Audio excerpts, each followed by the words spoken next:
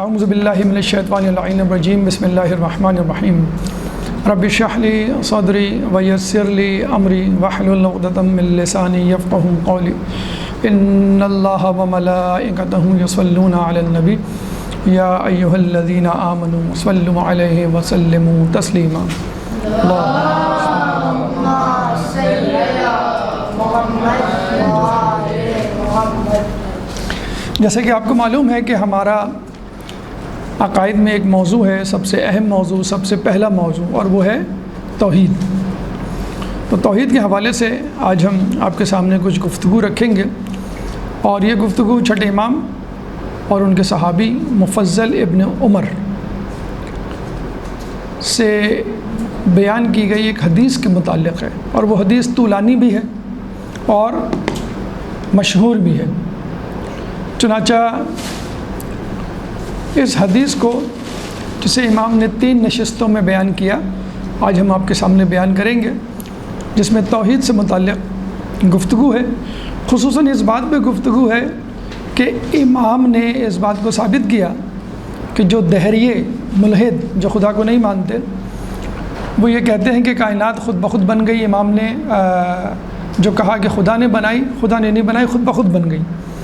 تو امام نے اس حدیث میں بتایا ہے کہ کائنات خود نہیں بنی، بلکہ اس کو بنانے والا کوئی تھا۔ اب چاہے وہ انسان ہو، چاہے نباتات ہو، چاہے حیوانات ہوں، چاہے کائنات کے ذرات، ستارے، سیارے ہوں۔ لیکن اس سے پہلے ہمیں اس گفتگو کا پس منظر سمجھنا چاہیے کہ امام نے یہ سب بیان کیوں کیا، کیا ضرورت پیش آئی۔ اور دیکھا جائے تو یہ حدیث عقلی اور سائنسی بنیادوں پر امام نے بیان کی ہے، یعنی عقل والے بہت کم احادیث، بہت کم آیات قرآنی امام نے استعمال کی ہیں۔ عقل کا استعمال اور سائنس یا حس کا استعمال جو ہے اس میں زیادہ کیا گیا ہے۔ تو اس پس منظر سے پہلے خود ہم مفضل ابن عمر کی شخصیت کے بارے میں گفتگو کر لیتے ہیں کہ جیسے کہ آپ کو معلوم ہے کہ ہمارے ہاں احادیث کے راویوں کی بڑی اہمیت ہے۔ اگر راوی سچا نہیں ہے، یا سقہ جسے کہتے ہیں، سقہ نہیں ہے، تو کیا فائدہ اسے حدیث لینے کا۔ اگر راوی عبادت گزار نہیں ہے تو ہم اس پر بھروسہ نہیں کر سکتے۔ وہ فاسق و فاجر ہے، خدا نخواستہ گناہ کرتا ہے تو ہم اس کی بات پر یقین، جھوٹ بولتا ہے ہم اس کی بات پہ یقین نہیں کریں گے۔ تو راوی یا روایت امام سے بیان کرنے والا جتنا معتبر ہوگا، جتنا نیکوکار ہوگا، جتنا عقائد میں پختہ ہوگا، جتنا عبادت گزار ہوگا، اور سب سے اہم بات ٹیکنیکل جسے کہتے ہیں بات، کہ اس کا حافظہ بھی بشرط یہ کہ مضبوط ہو، یہ نہیں کہ اس کو بھولنے کی عادت ہو۔ تو ایسا انسان جو کہ دیندار ہو، تزکیہ نفس کر چکا ہو، گناہگار نہ ہو، نیکوکار ہو، دین کے بارے میں فکر مند رہتا ہو، ایسے آدمی کی آپ بات قبول کریں گے۔ تو پہلے ہم مفضل ابن عمر کے بارے میں کچھ باتیں آپ سے بیان کرتے ہیں تاکہ آپ کو معلوم ہو سکے کہ اس حدیث کو بیان کرنے والی شخصیت کتنی بڑی، کتنی عظیم شخصیت ہے، تاکہ پھر اس حدیث کو سمجھنے میں، قبول کرنے میں آپ کو آسانی ہو۔ تو پہلے ہم مفضل ابن عمر کے بارے میں بات کریں گے پہلے مرحلے میں۔ دوسرے مرحلے میں حدیث کا پس منظر کہ کیوں امام نے حدیث پیش کی، کیا ضرورت تھی، اور پھر وہ حدیث، اور خود حدیث بھی 3 ٹکڑوں، 3 نشستوں، 3 دنوں پر مشتمل ہے کہ جو امام نے مفضل ابن عمر کے ساتھ بیان کی۔ تو سب سے پہلے مفضل ابن عمر کے بارے میں کچھ گفتگو ہو جائے، پہلا مرحلہ ہماری گفتگو کا۔ دیکھیں، مفضل ابن عمر جعفی کوفی، یہ ان کا پورا نام۔ مفضل تو ان کا نام ہے، ابن عمر یعنی عمر کے بیٹے، جعفی یعنی قبیلہ جعف سے ان کا تعلق تھا۔ قبیلہ جعف قبیلہ مذہج کی ایک شاخ تھی جو کہ یمن کے رہنے والا قبیلہ تھا۔ تو جعفی یعنی جعف قبیلہ، اور جعف قبیلہ کس کی شاخ؟ مذہج، میم ذال ہا حلوے والی ہا اور جیم، اور یہ قبیلہ کہاں تھا؟ یمن میں، ٹھیک. لیکن یہ خود کوفے میں رہتے تھے. ہجرت کر کے جس طرح پاکستان کے لوگ کینیڈا، امریکہ، دبئی یا کسی یمن، لبنان، ایران، عراق میں شفٹ ہو جاتے ہیں، اس طرح اس زمانے میں بھی تھا، ٹھیک. تو مفضل ابن عمر کے بارے میں کہا جاتا ہے کہ ان کو 3 اماموں کی صحابیت کا شرف حاصل ہوا. 3 اماموں کی، 5ویں، 6ٹھے اور 7ویں. امام محمد باقر، امام جعفر صادق اور امام موسیٰ کاظم علیہم السلام. ایک درود پڑھ دیں، اللہم صلی علی محمد و علی محمد.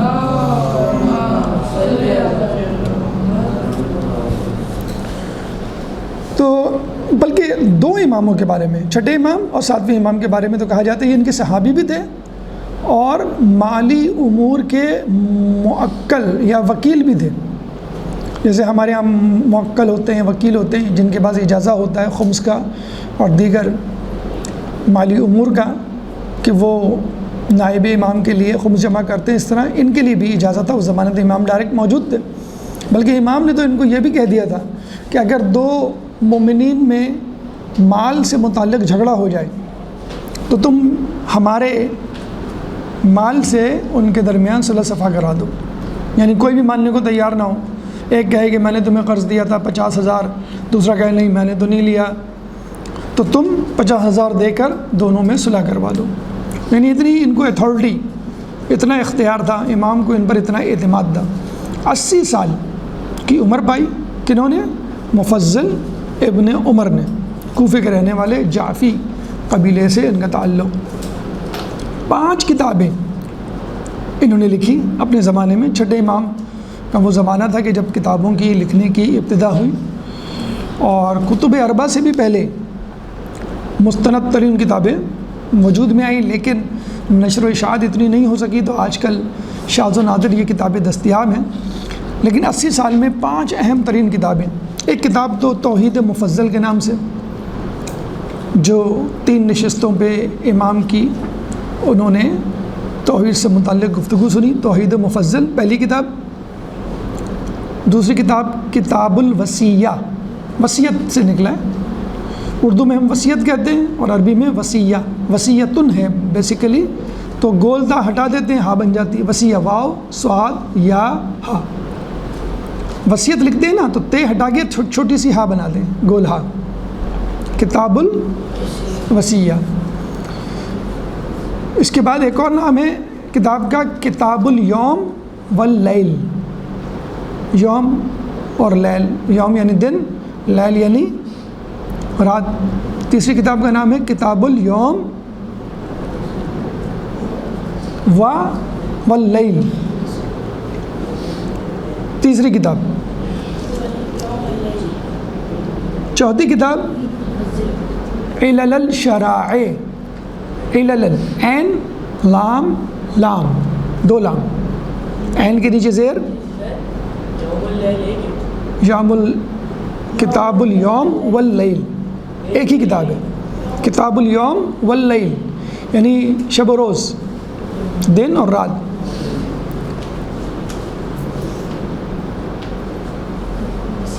کتاب الیوم واللیل. کتنی کتابیں ہو گئی؟ 2. تیسری کتاب، چوتھی کتاب ہے علل الشرائع. عین لام لام، عین کے نیچے زیر، لام پہ زبر، لام پہ زبر، علل الشرائع. الف لام شین رے الف حمزہ عین. علل الشرائع. 5ویں کتاب ہے کتاب اہلی لج. اہلی لج، الف ہے لام یہ لام جیم. ٹھیک ہے، 5 کتابیں ہو گئی. کتاب توحید مفضل، کتاب الوصیہ، کتاب الیوم واللیل، علل الشرائع اور کتاب اہلی لج. ٹھیک ہے. اچھا، یہ 5 کتابیں انہوں نے لکھی. 3 اماموں کے شاگرد اور 2 کے تو وکیل بھی، ٹھیک ہے. تو آپ ان کی قدر و منزلت کا اندازہ لگا سکتے ہیں، ایفیشنسی کا اندازہ لگا سکتے ہیں. یعنی یہ محدث بھی تھے، مؤلف بھی تھے، اور صحابی بھی تھے، وکیل بھی تھے. یہ تو ایک تعارف چھوٹا سا. اعترافات، یعنی مفضل ابن عمر کے بارے میں امام نے یا دوسرے لوگوں نے کیا کہا ہے.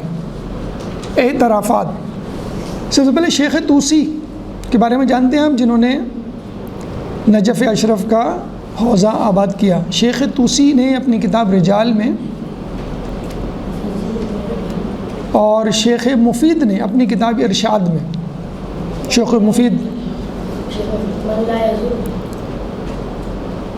مفید نے اپنی کتاب ارشاد میں لکھا ہے کہ مفضل ابن عمر قابل اطمینان صحابی تھے، یعنی جن پر ہم اعتبار کر سکتے ہیں. لیکن اس سے بھی زیادہ اہم بات خود امام جعفر صادق علیہ السلام کی سند، یعنی امام جعفر کیا کہتے ہیں کہ خدا کی قسم مفضل ابن عمر عظیم اور نیک انسان ہے. یہ جملہ امام کا کس کے لیے؟ خدا کی قسم مفضل ابن عمر ایک عظیم اور نیک انسان ہے. آپ کو معلوم ہے پھر امام نے یہ جملہ کتنی مرتبہ ریپیٹ کیا؟ 30 مرتبہ، 30 ٹائمز. یعنی ایک بات اہم ہو تو ہم اس کو 2 مرتبہ کہتے ہیں، 3 مرتبہ کہتے ہیں، 10 مرتبہ کہتے ہیں. امام نے کتنی مرتبہ کی یہ بات، جملہ کہ مفضل ابن عمر ایک عظیم انسان اور نیک انسان ہے. امام نے یہ جملہ 30 مرتبہ دہرایا، اور پھر کہا کہ اس کے گھر والے بھی ایسے ہی ہیں. وہ تو ہے ہی، لیکن اس کے گھر والے بھی ایسے ہی ہیں. اور یہ بات کہاں لکھی ہوئی ہے؟ بہار الانوار حدیث کی 110 جلدوں پر مشتمل علامہ مجلسی کی کتاب بہار الانوار. کون سی جلد میں؟ 50ویں جلد میں،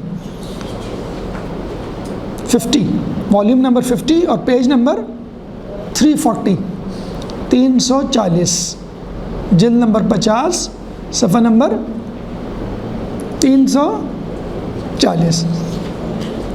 ایک اور حدیث جو کہ بہار الانوار میں ہی ہے، 50ویں جلد میں ہے، لیکن صفحہ نمبر مختلف ہے، 395، 395. ایک اور حدیث، دوسری حدیث، امام کی حدیث مفضل ابن عمر کے بارے میں. امام فرماتے ہیں مفضل ابن عمر سے ڈائریکٹ کیا کہتے ہیں؟ اے مفضل، ہم تمہیں دوست رکھتے ہیں اور تمہارے دوستوں کو بھی دوست رکھتے ہیں. ہم تمہیں دوست رکھتے ہیں اور تمہارے دوستوں کو بھی دوست رکھتے ہیں.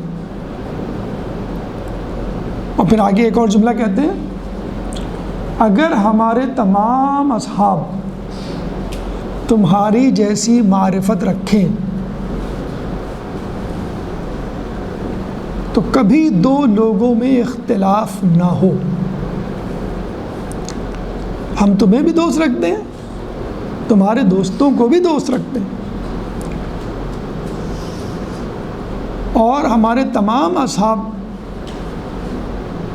وہ معرفت رکھتے جو تم رکھتے ہو، تو 2 لوگوں میں اختلاف نہ ہوتا. یعنی دین صحیح لوگوں تک پہنچ جاتا. کتنی بڑی بات ہے. کسی کو دوست رکھنا ایک الگ بات ہے، کسی سے محبت کرنا ایک اچھی بات ہے، کسی کو اچھا سمجھنا بڑی بات ہے، لیکن اس کے دوستوں کو بھی اچھا سمجھنا، اس کا مطلب ہے وہ اتنا پرفیکٹ آدمی ہے، اتنا نیک آدمی ہے کہ اس کے دوست بھی یقیناً اچھے ہوں گے. امام یہ بتانا چاہ رہے ہیں. اور وجہ کیا بتائی امام نے؟ اگر ہمارے تمام اصحاب وہ معرفت رکھتے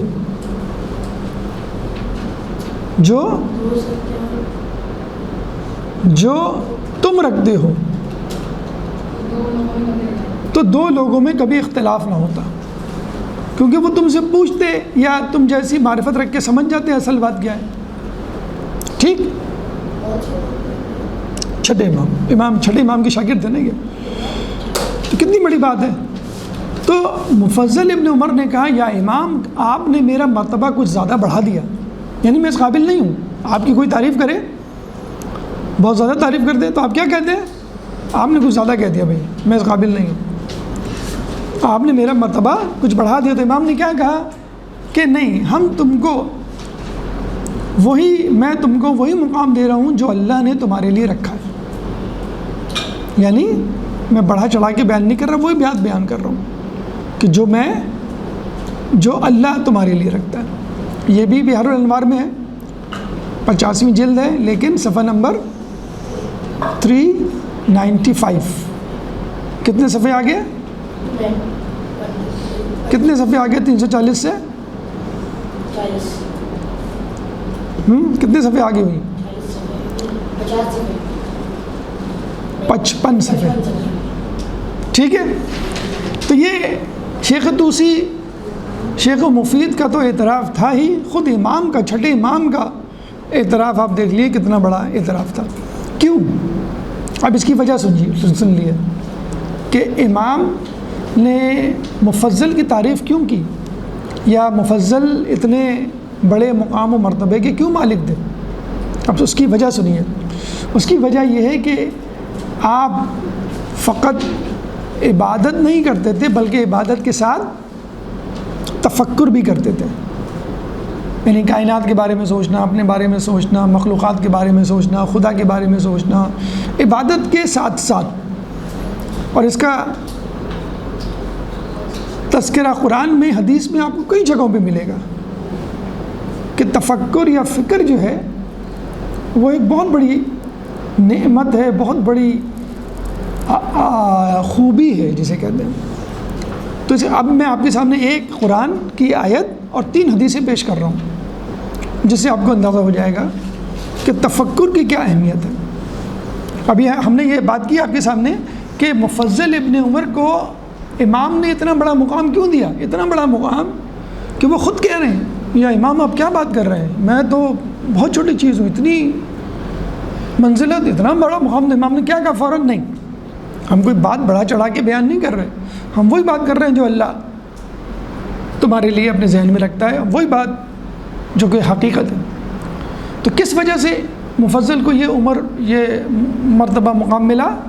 تفکر کی وجہ سے، کہ وہ عبادت کے ساتھ سوچتے تھے کائنات کے بارے میں، اپنے بارے میں، خدا کے بارے میں، ٹھیک ہے۔ اب یہ سوچنا یا تفکر کرنا کتنا امپورٹنٹ ہے۔ تفکر یعنی غور کرنا، تے سے آتا ہے تفکر، فکر نہیں ہوتی، فکر جو ہم لکھتے ہیں، فکر کے آگے تے لگا دیں اور کاف کے اوپر تشدید لگا دیں۔ تفکر یا فکر کرنا ایک ہی بات ہے۔ تو اب آپ کے سامنے میں آپ ایک آیت اور 3 احادیث پیش کرتا ہوں، جس سے آپ کو اندازہ ہو جائے گا کہ تفکر کرنا کتنا امپورٹنٹ ہے۔ اور یہ جو آپ لوگ سوچتے ہیں نا کہ ہم اسکول جاتے ہیں، فزکس، کیمسٹری، میتھس، بایولوجی، معاشرتی علوم، تاریخ، اسلامیات اور یہ دیگر انگلش، اردو، یہ جو کتابیں پڑھتے ہیں ہم، کیا ان کتابوں کا کوئی فائدہ ہے یا کوئی فائدہ نہیں ہے؟ اس کا جواب یہ ہے کہ اگر آپ تفکر کرتے ہیں اس بارے میں کہ اس سے میں کیسے لوگوں کو فائدہ پہنچاؤں یا خدا اس بارے میں کیا کہتا ہے، تو بس آپ کو خود بہت ثواب مل جائے گا۔ اب پہلے ایک آیت سن لیجئے، پھر 3 احادیث۔ یہ آیت ہے سورہ آل عمران کی، آیت نمبر 191، 191۔ سورہ آل عمران قرآن کا کون سا سورہ ہے؟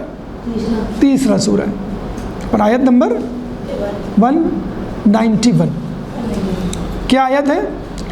اللہ تعالیٰ تفکر، فکر کرنے والوں کی خوبی بیان کر رہا ہے اور فرما رہا ہے الذین یذکرون اللہ قیاما وقعودا وعلی جنوبہم ویتفکرون فی السماوات فی خلق السماوات والارض ربنا ما خلقت ھذا باطلا سبحانک فقنا عذاب النار۔ یعنی جو لوگ جن کی تعریف کر کے اللہ فرماتا ہے، وہ لوگ الذین یذکرون اللہ، یہ لوگ اللہ کا ذکر کرتے ہیں، قیاما، کھڑے ہوتے ہوئے، قعودا بیٹھے ہوئے، وعلی جنوبہم اور لیٹے ہوئے. یہ لوگ خدا کا ذکر کرتے ہیں کھڑے ہوئے، بیٹھے ہوئے، لیٹے ہوئے، یعنی ہر حالت میں. ٹھیک. وَيَتَفَكَّرُونَ فِي خَلْقِ السَّمَاوَاتِ وَالْأَرْضِ اور یہ تفکر کرتے ہیں زمین و آسمان کی خلقت کے بارے میں.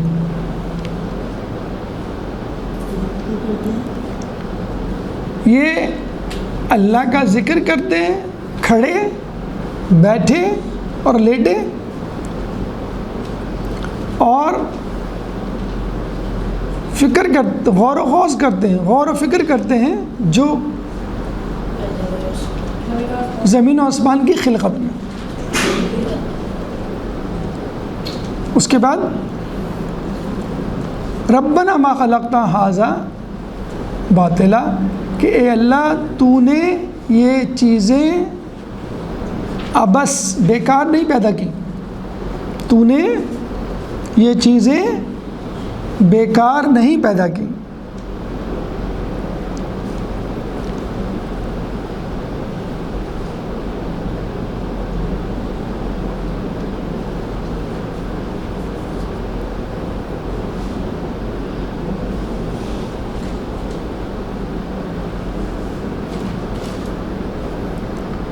تو نے یہ چیزیں بیکار نہیں پیدا کی.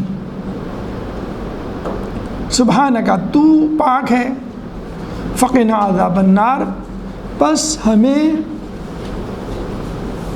آگ کے عذاب سے بچا.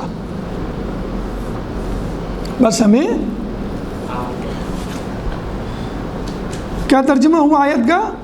دو خصوصیات کن لوگوں کی؟ جو اللہ کو محبوب ہیں. اور یہ آیت ابن عمر، مفضل ابن عمر پہ پوری اترتی ہے. کون سی آیت؟ الذین یذکرون اللہ قیاما وقعودا وعلی جنوبہم. یہ وہ لوگ ہیں کہ جو اللہ کو یاد کرتے ہیں کھڑے ہوئے، بیٹھے ہوئے اور لیٹے ہوئے، یعنی ہر حالت میں، اٹھتے بیٹھتے. اور پھر کیا کرتے ہیں؟ ایک اور صفت، وَيَتَفَكَّرُونَ فِي خَلْقِ السَّمَاوَاتِ وَالْأَرْضِ، اور تفکر، غور و خوض کرتے ہیں کس میں؟ آسمان اور زمین کی خلقت میں. اور کیا کہتے ہیں جب سوچتے ہیں، دیکھتے ہیں؟ ربنا ما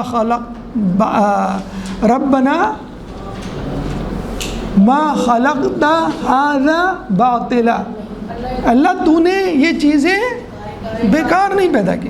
باطلا یعنی بیکار نہیں پیدا کی. پھر دعا مانگ کے کہتے ہیں سبحانک، تو پاک ہے، فقنا عذاب النار، ہمیں آگ کے عذاب سے بچا. تو ابن فضل کے بارے میں کہا جاتا ہے وہ نہ صرف عابد تھے، عالم بھی تھے. ایسا عالم جو تفکر کرتا ہے، سوچتا ہے، سوال پوچھتا ہے، امام سے رجوع کرتا ہے، اور پھر مطمئن ہو کر لوگوں تک وہ بات پہنچاتا ہے. ٹھیک ہے، قرآن کی آیت ہوگی. اب آپ 3 حدیثیں سن لیجئے کہ جو تفکر یا علم حاصل کرنے والوں سے متعلق ہے. حدیث میں ہے 1 گھنٹے کا تفکر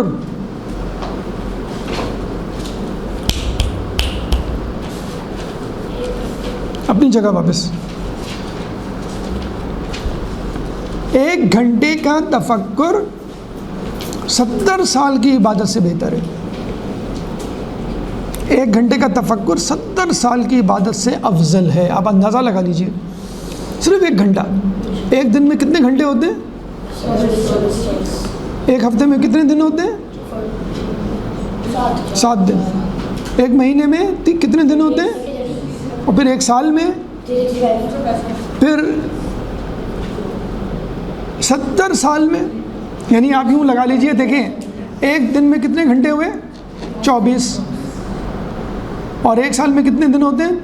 365. تو 24 ملٹیپلائی بائی 365 لکھیں پہلے. 24 multiply by 365 multiply by 70 multiply by 70. 24 multiply by 365 multiply by 70. کتنے گھنٹے بنے؟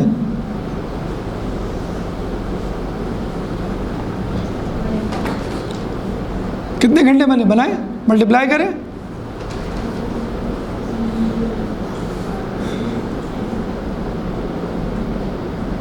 Twenty 4 multiply by 365. پہلے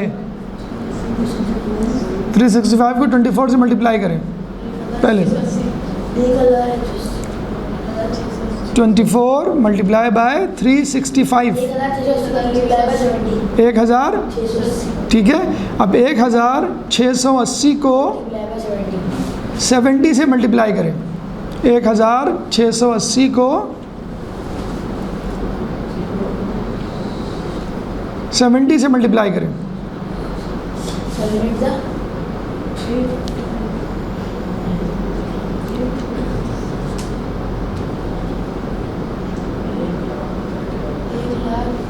کتنے بنے؟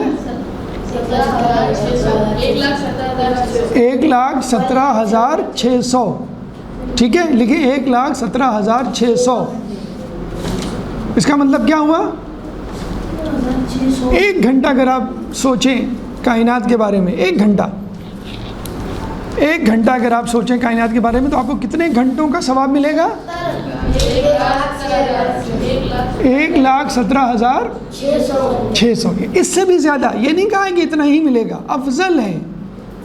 1 گھنٹے کا تفکر 1,17,600 گھنٹے سے بھی زیادہ اگر آپ مسلسل عبادت کریں.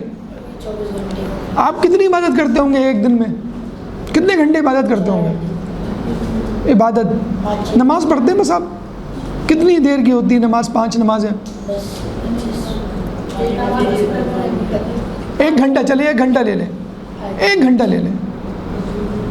تب ہم اندازہ لگا لیں یہ 1,17,600 گھنٹے سے بھی زیادہ ثواب ملے گا. کیسے؟ آپ اسکول کا کام کرتے ہیں نا.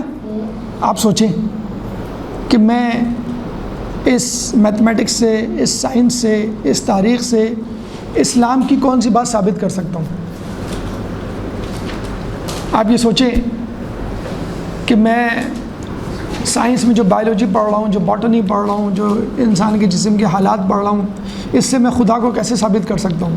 اگر آپ یہ سوچیں تو یہ سوچنا 1 گھنٹہ 1,17,600 70 سال کی عبادت مسلسل اگر آدمی کرے، پیدا ہونے کے ساتھ سے فوراً، جسے کہتے ہیں کہ آخر تک مسلسل عبادت کرے، تب کہیں جا کر، بلکہ اس سے بھی زیادہ، جسے کہتے ہیں کہ اس کو ثواب ملے گا. تو آپ اندازہ لگا لیں کہ اتنا فائدہ ہے 1 گھنٹے کے تفکر کا. تو آپ جو کچھ بھی پڑھ رہے ہیں اس کے بارے میں سوچیں کہ میں اس سے کیسے ثابت کر سکتا ہوں، اس سے اسلام کو کیسے کنیکٹ کر سکتا ہوں. ٹھیک ہے. دوسری حدیث جو عالم یا تفکر کرنے والے کے حوالے سے ہے کہ قیامت میں، حدیث کیا ہے؟ قیامت میں عابد کو کہا جائے گا کہ جنت میں چلے جاؤ، اور عالم کو کہا جائے گا کہ تم اٹھو اور اپنے ساتھ جس کو چاہو اپنے ساتھ جنت میں لے جاؤ. یہ ہے جسے کہتے ہیں کہ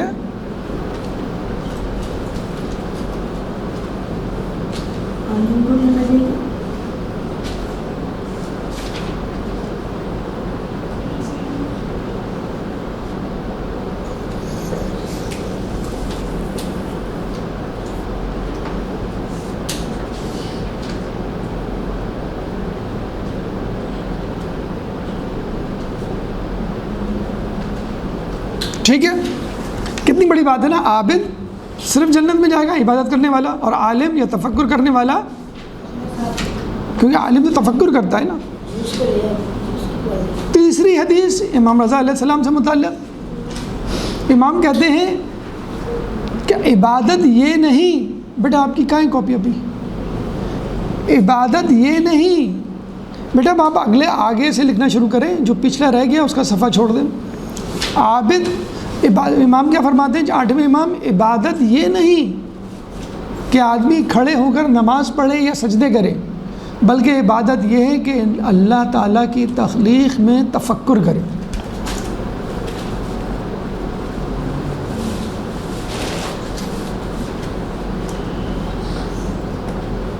عبادت یہ نہیں کہ انسان کھڑا ہو کر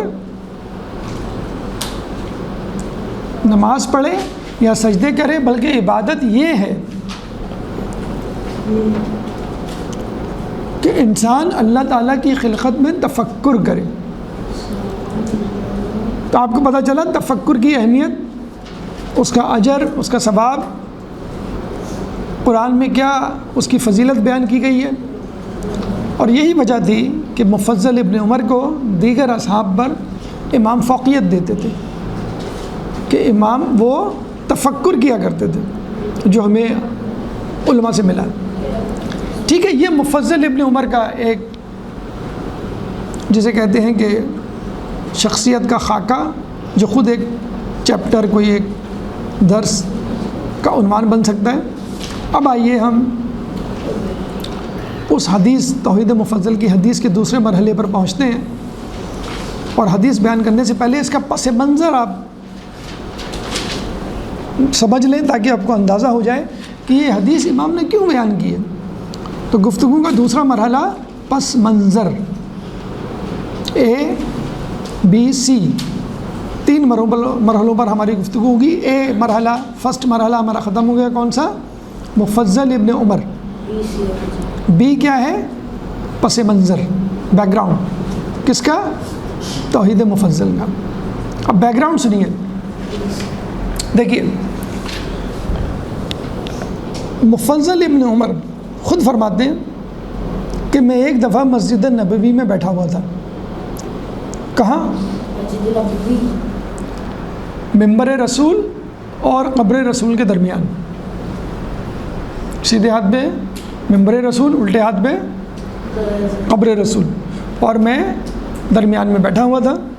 میں نے قبر رسول کی طرف رخ کیا اور کہا، یعنی اپنے آپ سے کہا کہ جو شخصیت اس قبر میں موجود ہے وہ کتنی شرف اور بزرگی والی ہے، لیکن لوگوں کو ان کی معرفت نہیں۔ ٹھیک ہے، یہ مفضل ابن عمر کے ذہن میں یہ بات آئی۔ مفضل کہتے ہیں کہ ابھی میں یہ سوچ ہی رہا تھا کہ ایک آدمی مجھ سے کچھ دور آ کے بیٹھ گیا، یعنی اتنی دور آ کے بیٹھ گیا کہ میں اس کو دیکھ سکتا تھا، وہ مجھے دیکھ سکتا تھا، میں اس کو سن سکتا تھا، وہ مجھے سن سکتا تھا، اتنی دور آ کے بیٹھ گیا۔ مسجدوں میں بیٹھے ہوتے ہیں، کون؟ ایک دہریہ، ایک ملحد، ایک کافر، تینوں کے ایک ہی معنی ہے، خدا کا منکر۔ دہریہ کہہ لیں آپ اس کو، ملحد کہہ لیں، یا کافر کہہ لیں۔ کافر اور مشرک میں فرق پتہ ہے آپ کو؟ شرک یعنی جو ایک سے زیادہ خدا کو مانے، اور کافر یعنی خدا کو ہی نہ مانے۔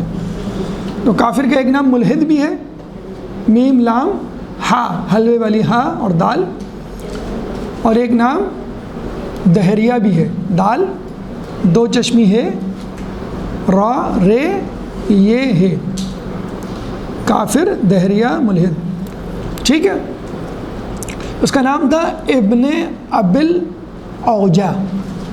کیا نام تھا؟ ابن الف بے نون ابی، ابی یعنی الف بے چھوٹی ہے، ابی،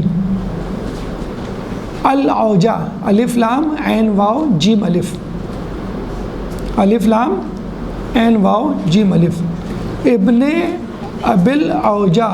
یہ سب ساتھ ساتھ لکھتے جائیں، درس کے اختتام پر سوالات ہوں گے، اور اس کی بنیاد پر اٹینڈنس میں اپنی یہاں پہ مارک کروں گا، جو جواب نہیں دے گا اس کی اٹینڈنس نہیں لگے گی۔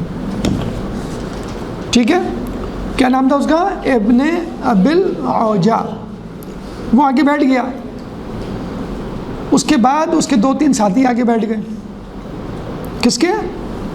جو دہریہ تھا، ابن ابل اوجا کے، اور آپس میں گپ شپ جسے کہتے ہیں نا، باتیں کرنے لگے۔ تو سب سے پہلے ابن ابی العوجہ نے قبر کی طرف دیکھ کر کہا وہی بات، کون سی بات؟ جو کہ مفضل ابن عمر نے کہی تھی کہ جو شخصیت اس قبر میں دفن ہے وہ کتنی صاحب حیثیت اور مشہور شخصیت ہے، لیکن یہ نہیں کہا، کیا نہیں کہا؟ کہ لوگ جانتے نہیں، صرف یہ کہا کہ کتنی بڑی ہے۔ بھئی ایک جو منکر ہوتا ہے، کافر ہوتا ہے، وہ بھی تو اعتراف کرتا تھا نا رسول کا، رسول صادق اور امین ہے، کہتے تھے نا، کافر کہتے تھے، مشرک کہتے تھے، نبی نہیں مانتے تھے لیکن پھر بھی کہتے تھے۔ تو یہ بھی منکر تھا خدا کا، رسول کا، لیکن یہ اعتراف کرتا تھا کہ اس قبر میں جو شخصیت دفن ہے کتنی مشہور ہے، کتنی مرتبے والی ہے لوگوں کے درمیان۔ جو 2-3 ساتھی اس کے آگے بیٹھے تھے نا، انہوں نے بھی کہا، لیکن انہوں نے تھوڑا سا الگ انداز سے کہا، وہ بھی دہریے تھے لیکن علم کے اعتبار سے ابن ابی العوجہ ان سے زیادہ بڑا تھا مرتبے میں۔ تو جو 2 ساتھی اس کے ساتھ آگے بیٹھے وہ انہوں نے کیا کہا، یعنی جو انداز تھا بتانے کا کہ مشہور تو ہے لیکن اس لیے نہیں کہ یہ نبی ہے۔ کیا کہا اس نے؟ یہ ایک فلسفی تھے جنہوں نے اپنے دلائل سے لوگوں کو قائل کیا، اور بڑے بڑے عقل مند لوگ قائل ہو گئے، یعنی ان کے جھانسے میں نعوذ باللہ آ گئے۔ پھر بڑے بڑے عقل مند لوگوں نے اسلام قبول کر لیا، پھر ان کی شہرت مکے سے باہر گئی، مدینے، اور مدینے سے پھر باہر حجاز سے یمن، مصر، شام۔ پھر شہر کے شہر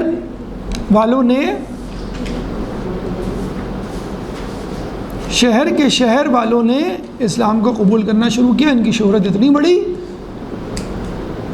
کہ پوری دنیا میں پھیل گئی، اور پھر کیا ہوا، انہوں نے یہ چاہا کہ میں اور مشہور ہو جاؤں، اپنے بعد بھی، اپنے مرنے کے بعد بھی میری شہرت رہے۔ تو انہوں نے کیا کیا، اذان میں خدا کے ساتھ اپنا نام بھی ایڈ کر لیا، اشہد اللہ الہ الا اللہ اشہد ان محمد رسول اللہ، یہ کہتے ہیں نا، نعوذ باللہ۔ یعنی وہ کیا کہنا چاہتا تھا؟ نمبر 1 بات، یہ نبی ابھی نہیں ہے، یہ فلسفی تھے جو فلسفے سے، عقل سے، دلائل سے بات کر لیا کرتے تھے، لوگوں کو قائل کر لیا کر لیتے۔ اور نمبر 1، نمبر 2، یہ تو شہرت چاہتے تھے، ان کو شہرت مل گئی، اسلام پھیل گیا، انہوں نے کہا میں مرنے کے بعد بھی میری شہرت جاری رہے، نعوذ باللہ، تو اذان میں اپنا نام شامل کر لیا۔ یزید نے بھی یہی کہا تھا نا، کیا کہا تھا یزید نے؟ نہ کوئی وحی آئی تھی، نہ کوئی کتاب نازل ہوئی تھی، بلکہ یہ تو بنو ہاشم کا ڈرامہ تھا جو انہوں نے خلافت حاصل کرنے کے لیے رچایا تھا۔ جب اہل بیت کا قافلہ کربلا کے واقعے کے بعد دربار شام پہنچا تھا، تو یزید نے یہی تو کہا تھا، وہ منکر تھا رسول کا، نبوت کا، کوئی نبی نہیں تھا، یہ صرف خلافت پہ قبضہ کرنے کی سازش تھی، نعوذ باللہ۔ وہی بات انہوں نے بھی کی، یہ جو رسول ہے، یہ جو نبی ہے، تو مشہور ہونا چاہتا تھا، بس اس نے کچھ معجزات دکھا دیے جو جادوگر بھی دکھا سکتے ہیں، نعوذ باللہ، اور یہ بس مشہور ہو گیا، اور اس نے پھر اذان میں اپنا نام شامل کر لیا، اور بس وہ چاہتا تھا کہ بس میں مشہور ہو جاؤں۔ ٹھیک ہے، اتنی بات ہو گئی۔ ابھی اپنی باتیں کر رہے ہیں، ایک دوسرے کی ہاں میں ہاں ملا رہے ہیں۔ تو ابن ابی العوجہ کہتا ہے کہ یار یہ باتیں چھوڑو، اس نقطے پر غور کرو کہ جس کی وجہ سے یہ سب کچھ ہوا، یعنی اس نے نبوت کا دعویٰ کیا، یہ مشہور ہوا، لوگ مسلمان ہوئے، اس کی شہرت ہوئی، اصل بات کیا تھی اس کے بارے میں سوچو۔ انہوں نے کہا کون سی اصل بات؟ کہنے لگا پروردگار، خدا، اللہ، اس کے بارے میں سوچو۔ یہ اللہ کی دعوت لے کر آیا تھا، یہ توحید کی دعوت لے کر آیا تھا کہ بت پرستی نہیں کرو، اللہ کی عبادت کرو۔ پھر اس نے کہا میں اللہ کا بھیجا ہوا نمائندہ نبی ہوں۔ پھر اس نے کہا کہ اللہ تم سے قیامت میں سوال کرے گا جو کچھ۔ پھر اس نے جو ہے کہا کہ میرے بعد یہ امام ہوں گے۔ تو یہ سب باتیں کس وجہ سے ہیں؟ اللہ کی وجہ سے، خدا کی وجہ سے، پروردگار کی وجہ سے۔ تو اگر ہم پروردگار ہی کو نہ مانیں، بیٹا ہیلو، آپ اٹھ کے اٹھ جائیں، کھڑے ہو جائیں، ادھر آ جائیں، سامنے آ جائیں، یہاں کے بیٹھ جائیں، اور بیٹا آپ میری طرف منہ کر کے بیٹھ جائیں، سب سے آخر میں جو بیٹھیں گے میری طرف منہ کر کے بیٹھ جائیں، ٹھیک ہے؟ تو کیا کیا؟ اصل مسئلہ کیا تھا ابن العوجہ کے نزدیک پروردگار، اس نے کہا کہ بھئی چھوڑو ان تمام چیزوں کو، پروردگار کے بارے میں سوچو، جس کی وجہ سے یہ سارا اسلام اور یہ تمام چیزیں اس نے کی۔ تو پھر اس کے دوست نے کہا تم کیا کہتے ہو پروردگار کے بارے میں؟ تو ابن العوجہ نے کیا کہا، یار کوئی پروردگار، کوئی خدا ودا نہیں ہوتا۔ پھر یہ سب چیزیں، تو اس نے کہا یہ چیزیں خود بن گئیں، کائنات خود بن گئی، چاند ستارے خود بن گئے، انسان خود بن گیا، جانور خود بن گئے، نباتات پودے خود بن گئے، ہوا پانی، یہ تمام چیزیں خود بخود بن گئیں۔ یہ کائنات کا بنانے والا کوئی نہیں ہے، میرے نزدیک کوئی خدا نہیں ہے۔ اب یہ باتیں آپ کو معلوم ہے، مفضل ابن عمر سامنے ہی بیٹھے ہوئے تھے۔ جب مفضل ابن عمر نے سنی تو وہ ان کو غصہ آ گیا شدید، کہا کہ خدا کے دشمنوں، خدا کے منکروں، تھوڑا سا خیال کرو، اللہ نے تم کو پیدا کیا، تم بچے تھے، اللہ نے تم کو پروان چڑھایا، تم بڑے ہوئے، اللہ نے تمہیں طاقت دی، اللہ نے تمہیں نعمتیں دی، اب تم اللہ کی نعمتیں استعمال کرنے کے باوجود اللہ کا انکار کر رہے ہو، کچھ تو خوف کرو۔ غصے میں انہوں نے ڈانٹا، کس کو؟ ابن ابی العوجہ اور اس کے ساتھیوں کو۔ تو ابن ابی العوجہ نے کیا کہا کہ بھئی ہم تو کہیں گے کہ چاہے کچھ بھی ہو جائے، ہمارے پاس تو دلائل ہیں، اگر تمہارے پاس دلائل ہیں تم بھی لے کر آؤ، تم بھی بیان کرو، اس طرح تھوڑی ہم تمہاری بات پر یقین کر لیں گے۔ اور تمہارے جو امام ہیں، تمہارے جو استاد ہیں امام جعفر، ان کا طریقہ تو یہ نہیں ہے، یعنی زور زبردستی والا۔ تو جو ہم دلائل لے رہے ہیں اس پہ تم کوئی دلیل لے کر آؤ، ہم جو دعویٰ کر رہے ہیں کہ خدا نہیں ہے اب تم ثابت کرو کہ خدا ہے، کیونکہ ہم تو کہتے ہیں کہ یہ چیزیں یہ کائنات خود بخود بن گئی، ہمارا تو یہ دعویٰ ہے خود سے وجود میں آ گئی۔ تو اگر تمہارے پاس دلیل ہے تم لے کر آؤ۔ تو مفضل جو ہے غصے میں اٹھے، مسجد نبوی سے نکلے، کہاں گئے؟ امام جعفر علیہ السلام کے گھر، دستک دی۔ امام نے دیکھا تو امام نے کہا خیریت تو ہے؟ گھبرائے ہوئے پریشان لگ رہے ہو تم، غصے میں تھے بہت۔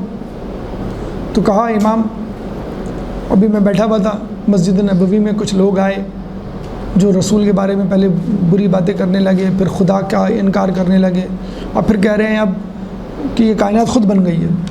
میں نے جب ڈاٹا تو کہنے لگے کہ دلیل لے کر آؤ، جس طرح تمہارے امام جعفر دلیل سے بات کریں تم بھی دلیل سے بات کرو۔ تو امام نے کہا تم دلاسا دیا، امام نے کہا کہ تم گھبراؤ مت، تم میرے پاس کل صبح آنا، میں تمہیں تفصیل کے ساتھ بتاؤں گا، اور ایسی ایسی باتیں بتاؤں گا، ایسی ایسی حکمتیں بتاؤں گا کہ سمجھنے والے، عبرت لینے والے اس سے عبرت لیں گے، سبق حاصل کریں گے، اور جو مومن ہیں، جو پہلے سے مانتے ہیں خدا کو، ان کا اطمینان، ان کا سکون اور اس میں اضافہ ہوگا۔ یعنی اگر وہ لوگ عبرت لینے والے، سبق حاصل کرنے والے ہوئے تو میری باتیں سن کر مسلمان ہو جائیں گے، اور جو پہلے سے مسلمان ہیں جیسے میں اور آپ، یہ باتیں سن کر ان کے ایمان میں اضافہ ہوگا اور وہ پر اطمینان ہو جائیں گے۔ پھر کہتے ہیں کہ مفضل ان کے پاس روزانہ 3 دن تک گئے، صبح کے بعد روزانہ۔ پہلے دن انہوں نے انسان کے بارے میں گفتگو کی تفصیل کے ساتھ، پہلی نشست کہ جس میں بتایا کہ انسان کے اندر کیسے کیسے عجائبات ہیں، کیسی کیسی حکمتیں ہیں، انسان کے بالوں کے بارے میں، ناخن کے بارے میں، آنکھوں کے بارے میں، کان کے بارے میں، دل کے بارے میں، بچہ، پھر اس کی پرورش، انسان کے علم کے بارے میں، انسان کے نظام ہاضمہ کے بارے میں، انسان کی تقریباً ہر چیز کے بارے میں گفتگو کی، اور کہا کہ یہ کیسے ممکن ہے یہ سب چیزیں خود بخود ہو جائیں، پہلے دن۔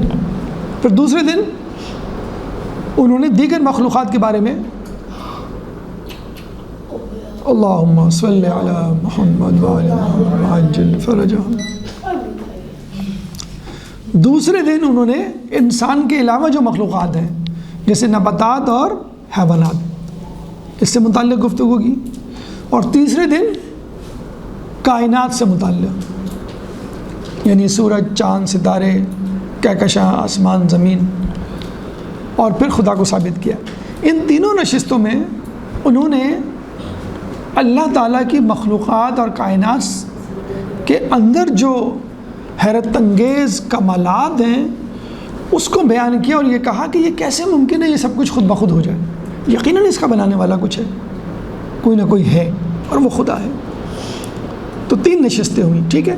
ہمارے یہاں ایک بہت بڑے مفکر اور سائنسی محقق ہیں محمد علی سید یا سید محمد علی، جنہوں نے کتاب لکھی ہے توحید مفضل۔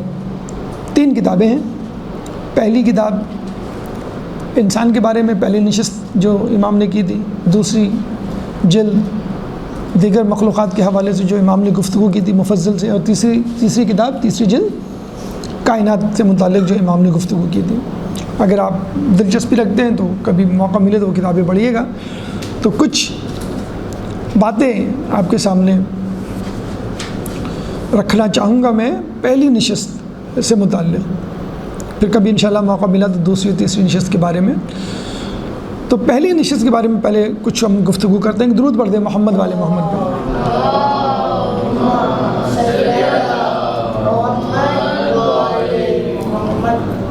اب یہ ہماری گفتگو کا تیسرا مرحلہ۔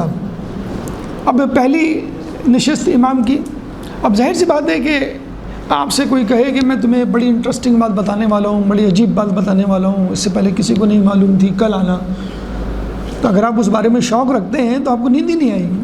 تو مفضل ابن عمر کو سمجھ لیں کہ نیند ہی نہیں آئی، رات بھر کروٹیں بدلتے گزر گئی، اور دوسرے دن صبح امام کے پاس تشریف لائے۔ امام نے دیکھتے ہی کہا کہ انتظار کی وجہ سے لگتا ہے کہ تم رات بھر سوئے نہیں، یعنی بڑی طویل رات تم نے گزاری۔ تو ابن عمر نے کہا یقیناً ایسا ہی ہے۔ پھر امام نے ان کو اپنے گھر میں ایک کمرے میں بٹھایا اور بڑی طولانی گفتگو کی انسان سے متعلق۔ سب سے پہلے تو امام نے حمد و ثنا بیان کی خدا تعالیٰ کی، پھر اہل بیت کا ایک تعارف کروایا۔ کیا تعارف کروایا؟ کہ اللہ کا شکر ہے کہ اللہ نے ہمیں الہام سے نوازا۔ الہام پتہ ہے کسے کہتے ہیں؟ الہام اور وحی میں کیا فرق ہوتا ہے؟ وحی جبریل لاتے ہیں اور وہ قرآن کی آیت ہوتی ہے یا حدیث کی صورت میں کوئی پیغام ہوتا ہے۔ الہام خدا خود آپ کے دل میں کوئی بات ڈال دیتا ہے اور آپ اس طرف مطمئن ہو جاتے ہیں۔ نیک لوگوں کے بارے میں کہا جاتا ہے، اور امام کے حوالے سے تو یقیناً الہام ہوتا تھا امام کو۔ تو خدا کا شکر ہے کہ جس نے ہمیں الہام دیا، خصوصی علوم سے نوازا، لوگوں پر فضیلت دی، اور ہمیں لوگوں کا امین بنایا۔ امین یعنی ان علوم کا امین جو کہ اللہ نے اہل بیت کو دیے، پھر اہل بیت نے لوگوں تک پہنچائے۔ ٹھیک، پھر امام نے جسے کہتے ہیں کہ جو منکر خدا ہیں، جنہیں ہم کہتے ہیں ملحد یا کیا کہتے ہیں دہریہ، ایتھیسٹ انگلش میں جسے کہتے ہیں، ان کے بارے میں کہا، مذمت کی ان کی، اور کہا کہ یہ لوگ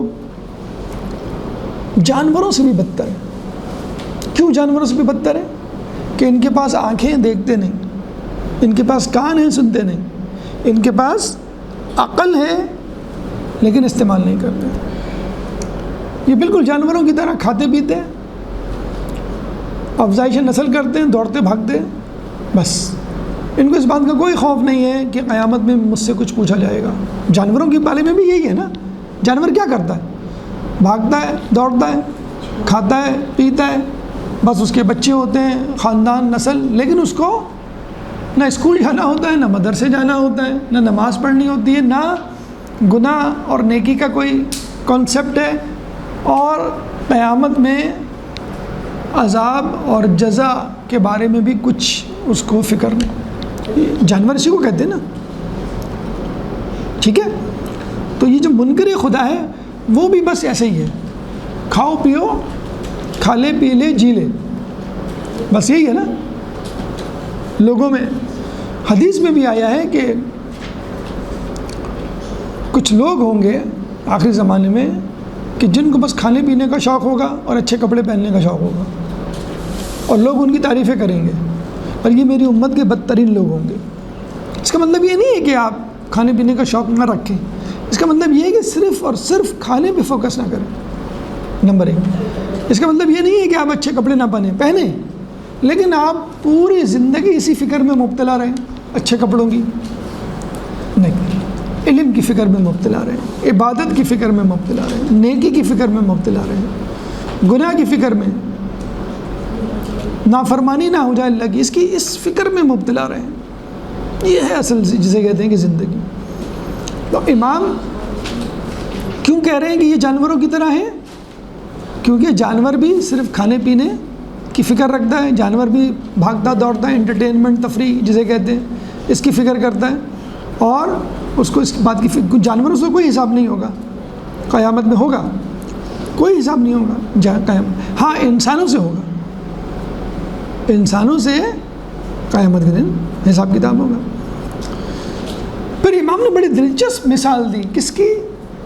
ایک نابینا سے۔ ایک نابینا اندھا آدمی کسی محل میں ہے، بہت بڑا کمرہ ہے جس پہ دسترخوان بچھا ہوا ہے، لذیذ قسم کے کھانے ہیں، چھت پہ فانوس لگا ہوا ہے، ساز و سامان، کرسیاں، تخت بچھے ہوئے ہیں، شمعیں جل رہی ہیں، لیکن وہ نابینا ہے، کوئی چیز نہیں دیکھ سکتا وہ۔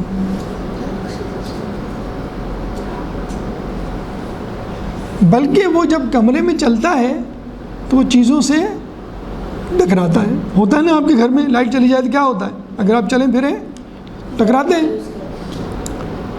لائٹ نہ ہو اگر تو کیا کرتے ہیں آپ؟ چلتے پھرتے ہیں تو ٹکراتے ہیں، کبھی میز سے ٹکرائیں گے، کبھی کرسی سے ٹکرائیں گے، کبھی لیمپ سے، کبھی دروازے سے، کبھی کھڑکی سے۔ سمجھیں گے کہ آپ یہ دروازہ ہے، پتہ چلا جیسے ہی گئے تو دیوار تھی، ٹکرا گئے۔ اندھیرے میں یہی ہوتا ہے نا۔ تو نابینا بیٹا ادھر دیکھو، ادھر دیکھو، اور بیچ میں بولنا نہیں ہے، ٹھیک ہے؟ کیا نام ہے آپ کا؟ باقر نام ہے نا؟ تو یہ ریکارڈ ہو گیا ہے، اب یہ اوپر جائے گی بات، پھر آپ کے پیرنٹس کو بلایا جائے گا، ٹھیک ہے؟ اچھا سنیں، تو دہریے کی ملحد کی کیسی مثال ہے؟ ایک نابینا آدمی ہے، ایک کمرے میں موجود ہے، چیزیں موجود ہیں، اب وہ چلتا ہے تو جیسے کہتے ہیں نا، مائک سے ٹکرائے گا، ٹیبل سے ٹکرائے گا، کیمرے سے ٹکرائے گا، کرسی سے ٹکرائے گا، تو کیا کہے گا؟ غصہ آ جائے گا اس کو، کون ہے یہ؟ کیا چیزیں ہیں؟ کس نے رکھی ہیں یہ تمام چیزیں؟ یہ سب فضول ہے، ہٹاؤ اس کو یہاں سے۔ لیکن جب اس کو آنکھیں دی جائیں گی یا اس کو بتایا جائے گا یہ مائک ہے بولنے کے لیے، یہ موبائل ہے بات کرنے کے لیے، یہ کیمرہ ہے ریکارڈنگ کے لیے، کرسی ہے بیٹھنے کے لیے، کھانے ہیں جسے کہتے ہیں کہ لذیذ کھانے آپ کے لیے، تب اس کو خوشی ہوگی، کہے گا ہاں بھائی کون ہے بھائی اس کا۔ اگر اس کو کہا جائے کہ یہ خود بخود چیزیں آ گئی تو کہے گا کہ نہیں، یقیناً کسی نے یہاں پہ رکھی ہیں، یہی کہے گا نا وہ۔ تو امام کہہ رہے ہیں کہ وہ نابینا ہے اور اس کا ہاتھ تھامنے والا کوئی ہے ہی نہیں، یا یوں کہہ لیجیے وہ چاہتا بھی نہیں کہ میرا ہاتھ تھامے کوئی۔ دہریہ اگر کہے امام سے یا امام کے نائب سے، کسی عالم سے، مسلمان سے کہ میں مجھے بتاؤ، تو ہم اس کو بتائیں گے نا۔ یہ دہریہ چاہتا بھی نہیں ہے کسی کو اپنا رہبر استاد بنانے کے لیے، تو وہ ٹکراتا ہے اور جھلاتا ہے اور برا بھلا کہتا ہے۔ بس یہ مثال ہے دہریے کی، ٹھیک۔ پھر امام نے کہا کہ جو خدا کو مانتے ہیں یعنی مومن، ان کو چاہیے کہ خدا کا شکر ادا کریں اور اللہ سے کہیں کہ اللہ ان کی معرفت میں اضافہ فرمائے۔ ہم کہتے ہیں میں آپ کے پاس ایمان نہیں ہے تو ایمان کی فکر کریں، اگر ایمان ہے تو اس کو اور زیادہ ہونے کی فکر کریں، کیونکہ آپ اللہ کا شکر ادا کریں گے تو اللہ آپ کی اپنی نعمتوں میں، کوئی آیت ہے قرآن کی اس بارے میں؟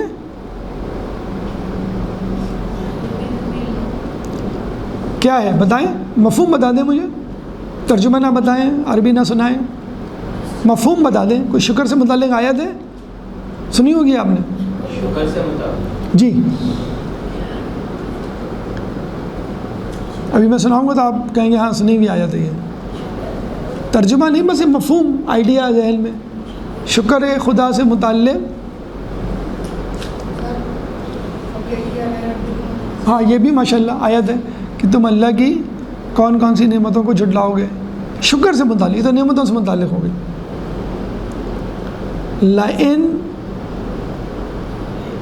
شَكَرْتُمْ لَأَزِيدَنَّكُمْ، لَإِن شَكَرْتُمْ لَأَزِيدَنَّكُمْ،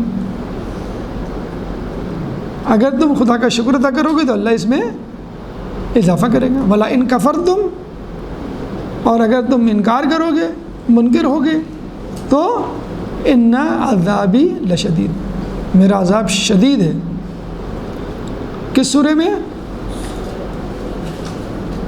یہ ہوم ورک دے دیتا ہوں آپ کو میں، ٹھیک ہے؟ کس سورے میں؟ آیت نمبر یہ ڈھونڈ کے آئیے گا۔ لَإِن شَكَرْتُمْ لَأَزِيدَنَّكُمْ وَلَئِن كَفَرْتُمْ إِنَّ عَذَابِي لَشَدِيدٌ۔ اس کا ترجمہ لکھ لیں، اگر تم یقیناً اگر تم شکر کرو گے تو میں تمہاری نعمتوں میں اضافہ کروں گا، تمہارے لیے نعمتوں میں اضافہ کروں گا، اور اگر تم کفر کرو گے، انکار کرو گے، وَلَئِن كَفَرْتُمْ،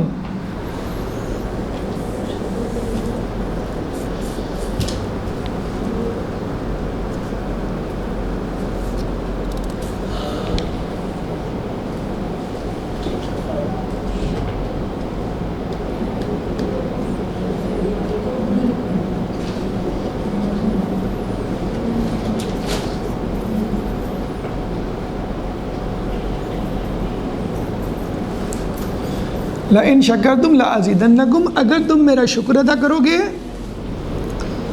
تو میں اس میں اضافہ کروں گا، وَلَئِن كَفَرْتُمْ،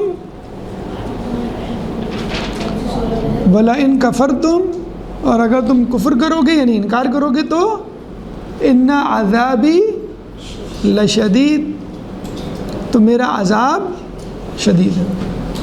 سورہ نمبر آیت نمبر ڈھونڈ کے آئیے گا۔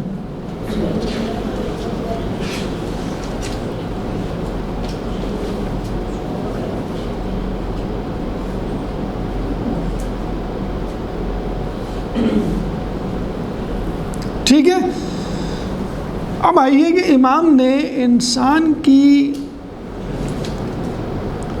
حکمتوں یا انسان کے اندر موجود اللہ کی نعمتوں کا کیسے تذکرہ کیا۔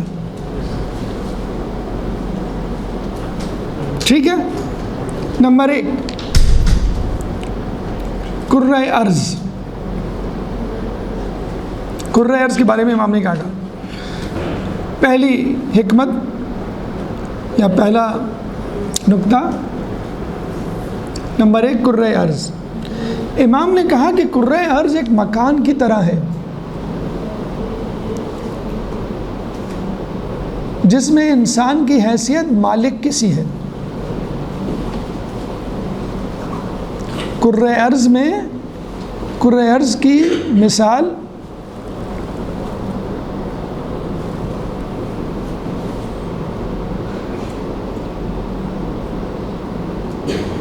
ایک مکان کسی ہے، کرۂ ارض کی مثال مکان کسی ہے اور انسان کی مثال مالک کسی ہے۔ اب دیکھیں امام نے یہ کیوں کہا، کرۂ ارض کو مکان سے کیوں تشبیہ دی اور انسان کو مالک سے کیوں تشبیہ دی؟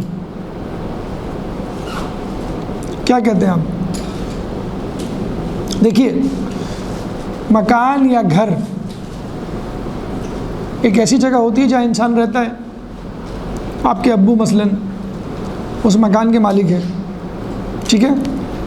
تو مکان میں کیا کیا چیزیں ہیں؟ مکان میں کیا کیا چیزیں بتائیں؟ مثلاً ٹیبل ہے، کون استعمال کرتا ہے؟ آپ ہی لوگ استعمال کرتے ہیں نا، پڑھنے کے لیے، کھانا کھانے کے لیے مثلاً۔ اور کیا چیزیں؟ کمرے ہیں، کمروں میں کیا ہے؟ بستر ہے، بستر کس لیے استعمال کیا جاتا ہے؟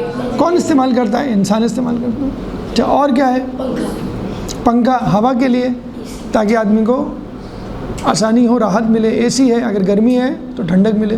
اور کیا ہے مکان میں؟ کولر ہے، کولر میں کیا ہے؟ پانی کس لیے ہے؟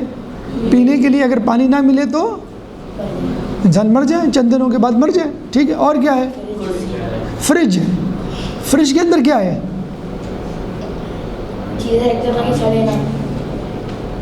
وہ ان چیزوں کو کیا کہتے ہیں؟ کھانے پینے کا سامان نا۔ تو کھانے پینے کا سامان کیوں ہے؟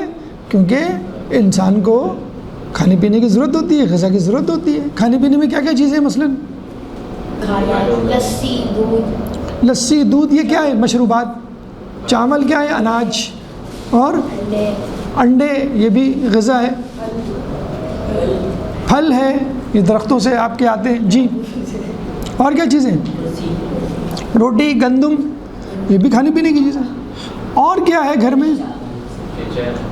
کچن ہے، اس میں ہم کیا کرتے ہیں؟ کھانا پکاتے ہیں تاکہ وہ کھانا لذیذ بن سکے. ہم چاول یا آٹا ایسے نہیں کھا سکتے، ہم اس کو پکا کے کھاتے ہیں. سبزی ایسے نہیں کھا سکتے، اس کو پکا کے کھاتے ہیں. ٹھیک ہے. اب اس کائنات میں غور کریں کہ کائنات میں جو چیزیں ہیں وہ سب کے سب آپ کے استعمال کی ہیں. اب آپ کہیں گے سر اس کائنات میں تو جانور بھی ہیں، اس کائنات میں تو درخت بھی ہیں، تو وہ بھی تو استعمال کرتے ہیں یہ چیزیں. مثلاً میں آپ کو بتاؤں، پانی کون استعمال کرتا ہے؟ سبھی استعمال کرتے ہیں. انسان بھی استعمال کرتا ہے، جانور بھی پیتا ہے، اور پودوں کو بھی ضرورت ہوتی ہے. پودے بیج ہم ڈالتے ہیں، پانی ہم ڈالتے ہیں. جب وہ بیج درخت بنتا ہے تو اس کے پتے کون کھاتا ہے؟ جانور کھاتے ہیں. گھاس کون کھاتا ہے؟ بھینس، بکرے، گائیں یہ سب کھاتے. ٹھیک ہے. اچھا پھر وہ بکرا ذبح کر کے کون کھاتا ہے؟ الٹیمیٹلی تو چیز آپ کے پاس آئی نا. پانی استعمال کیا کس نے؟ درخت نے. درخت کو استعمال کیا جانوروں نے، یا درخت میں موجود سبزی اور پھل کو انسان نے استعمال کیا، اور پھر جانور کو کاٹ کے اس کا گوشت کس نے کھایا؟ تو یہ ایک فوڈ چین جسے کہتے ہیں نا بن جاتی ہے نا. تو الٹیمیٹ اچھا اس کھانے پینے کے علاوہ بھی ہم بات کر لیں، مثلا سونا چاندی وہ بھی ہم استعمال کرتے ہیں. عورتیں اس کے زیورات بناتی ہیں. سلور کی انگوٹھی مرد بھی پہن سکتے ہیں. ٹھیک ہے. اچھا کاٹن، پہننے کے لیے کپڑے، کاٹن سے کیا بنتا ہے؟ دھاگا. دھاگے سے کیا بنتا ہے؟ کپڑا. کپڑے سے کیا بنتا ہے؟ قمیص، شلوار، پینٹ، ٹی شرٹ، کوٹ وغیرہ. تو اس کا مطلب یہ جتنی بھی چیزیں ہیں کائنات میں کرۂ ارض پر وہ الٹیمیٹلی انسان کے فائدے کے لیے ہیں. مجھے یہ بتائیے کہ پانی کو کیسے پتہ چلا کہ پودے کو چاہیے اس لیے میں بن جاؤں؟ کسی نے پیدا کیا ہے نا اس کو، کہ پودے بھی ہوں گے، جانور بھی ہوں گے، انسان بھی ہوگا. ان تمام لوگوں کو، مخلوقات کو، چیزوں کو پانی کی ضرورت ہوگی، تو اللہ نے پانی پیدا کر دیا. اچھا زیادہ تینوں کو ضرورت ہے تو زیادہ پیدا کیا. پانی سب سے زیادہ ہے نا، پودوں سے بھی زیادہ ہے، جانوروں سے بھی زیادہ ہے، انسانوں سے بھی زیادہ ہے. اچھا پودے جانور بھی کھائیں گے، انسان بھی کھائے گا. جانوروں کا استعمال بھی، انسانوں کا بھی استعمال بھی. پانی سے کم ہے لیکن جانوروں سے زیادہ ہے. پرندے بھی کھاتے ہیں اس میں. اسی طرح جانور انسان کھاتے ہیں، پودے نہیں کھاتے جانور. جانور پودے کھاتے ہیں، پودے نہیں کھاتے جانور. تو جانور کون استعمال کرتا ہے؟ انسان. تو وہ کم ہے. تو یہ پلاننگ ہے نا پوری، یہ ایک پلاننگ ہے. لگ رہا ہے کہ ان تمام چیزوں کو بنانے والا کوئی ہے جس کو پتہ ہے کہ پودوں کو کیا ضرورت ہے، جانوروں کی کیا ضرورت ہے، یا انسانوں کی کیا ضرورت ہے. جبھی اللہ تعالیٰ نے ان چیزوں کو پیدا کیا. ورنہ یہ کیسے ممکن ہے کہ ایک پودا یہ سوچے کہ بھی جانوروں کو گھاس کی ضرورت ہے، جانوروں کو پتوں کی ضرورت ہے، تو میں پیدا ہو جاؤں. پہلی بات تو یہ ہے کہ وہ پیدا کیسے ہوگا؟ پیدا ہونے سے پہلے کیسے سوچے گا کہ مجھے پیدا ہونا چاہیے، کوئی مجھے کھائے؟ اس طرح جانور کیسے پیدا ہونے سے پہلے سوچے گا بھئی انسان کو بھوک لگ رہی ہے، انسان کو گوشت پسند ہے، انسان کو طاقت چاہیے، چلو میں پیدا ہو جاتا ہوں، یا مرغی پیدا ہو گئی یا انڈا پیدا ہونے سے پہلے وہ کیسے سوچ سکتا ہے؟ نمبر 1. نمبر 2، پیدا ہونے کے بعد وہ کھانے کے قابل ہیں کہ نہیں ہیں؟ تمام درخت تو کھانے کے قابل نہیں ہوتے. ہر درخت تو نہیں کھا سکتے. ہم پتے کھا سکتے ہیں، پالک کے پتے کھا سکتے ہیں، سلاد پتا جو ہوتا ہے وہ کھا سکتے ہیں ہم، لیکن ہر پتا تو نہیں کھا سکتے ہم. اسی طرح جیسے بیٹا آپس میں نہیں مجھ سے بات کریں، کوئی سوال پوچھنا ہو، ٹھیک ہے. اسی طرح جانور ہیں، ہر جانور تو نہیں کھاتے آپ، وہ تو حرام ہے. کتا وہ تو حرام ہے، وہ تو مطلب کھانے تو دور کی بات، وہ تو ٹچ ہو جائے گیلا تو وہ آپ نجس ہو جائے. پھر ویسے بھی جو حرام نہیں ہے مثلا پھر بھی نجس نہیں ہے جسے کہتے ہیں، لیکن ہم کھا تو نہیں سکتے نا. ٹھیک ہے. تو کہنے کا مقصد یہ ہے کہ یہ سب اللہ تعالیٰ نے جو چیزیں پیدا کی ہیں اس لیے پیدا کی ہیں نا کہ یہ کسی کے استعمال میں آئیں گی. تو چیزوں کو کیسے پتہ کہ ہم کسی کے استعمال کی ہیں اور ہمیں اتنی مقدار میں پیدا ہوں گی؟ ٹھیک ہے. نمبر 1 کرائرز کیا ہے؟ مکان کی طرح. انسان کیا ہے؟ اور مالک اس لیے کہا ہے کہ تمام چیزیں الٹیمیٹلی انسان کے تصرف میں، انسان کے فائدے کے لیے. نمبر 1.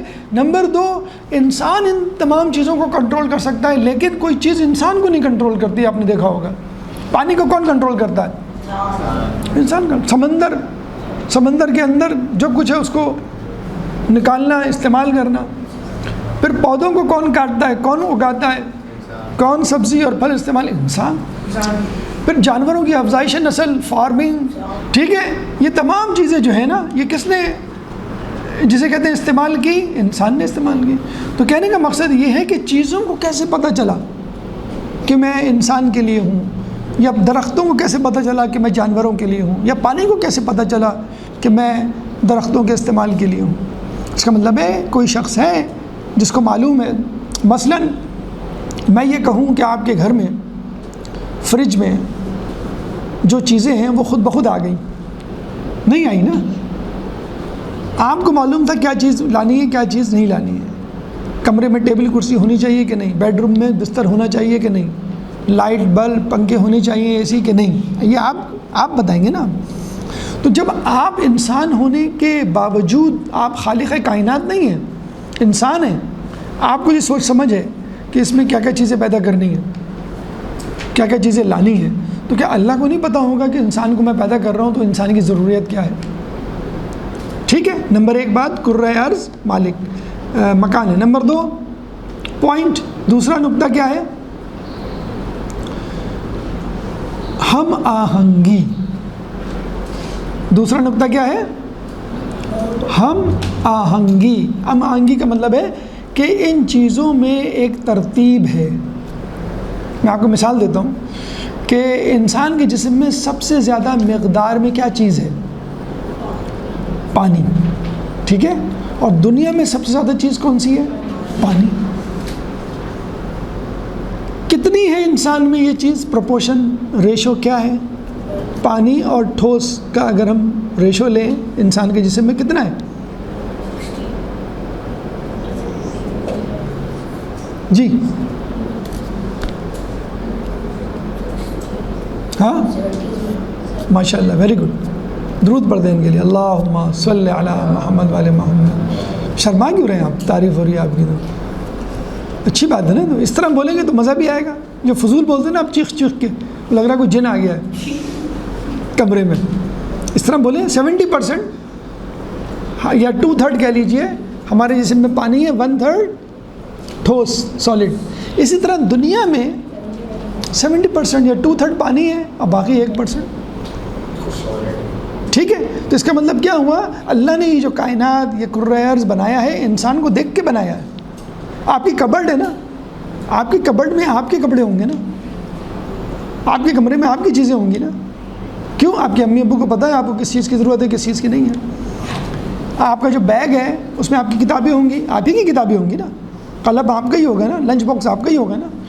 یہ تو نہیں کہ ابو کے بریف کیس میں کتابیں ڈال دیں، لنچ باکس ڈال دیں، آپ کے بیگ میں ابو کی چیزیں ڈال دیں. تو اللہ کو پتہ ہے کہ انسان کو کیا چیزیں چاہیے، کیا چیز نہیں چاہیے. تو سب سے زیادہ چیز انسان کے جسم میں کیا ہے؟ تو اور پوری دنیا میں کیا ہے؟ پانی. اچھا سالڈ 1/3 تو ہے، لیکن اس سالڈ میں بہت ساری چیزیں ہیں نا. پروٹین بھی ہے، کاربوہائیڈریٹ بھی ہے، فیٹ بھی ہے، کیلشیم بھی ہے، سوڈیم بھی ہے، میگنیشیم بھی ہے، سلفر بھی ہے، آئرن بھی ہے، بہت ساری چیزیں. کون سی چیز سب سے زیادہ ہے؟ نہیں، وہ تو بات ہو گئی پانی. سالڈ کی بات ہو رہی ہے. سالڈ میں بہت ساری چیزیں ہیں نا، پروٹین، کاربوہائیڈریٹ، فیٹ، پھر کیا نام کے calcium, magnesium, iron, sodium chloride. کیا چیز زیادہ ہے؟ نہیں ہاں نہیں. میٹر اس کی بات کر لیں. ایلیمنٹ عنصر جسے کہتے ہیں، عنصر. ہاں نہیں کون کس کا ایٹم؟ ایلیمنٹس پڑھے ہیں آپ نے نا. کتنے ایلیمنٹس ہیں؟ 90 کہاں سے؟ 100 سے زیادہ ہیں. 118 ہے نا. تو ایلیمنٹس میں کون سا ایلیمنٹ سب سے زیادہ ہے؟ چلیں آپ اس کو بلکہ ایلیمنٹ نہ کریں، کمپاؤنڈ کہہ لیں آپ، کمپاؤنڈ ہے وہ.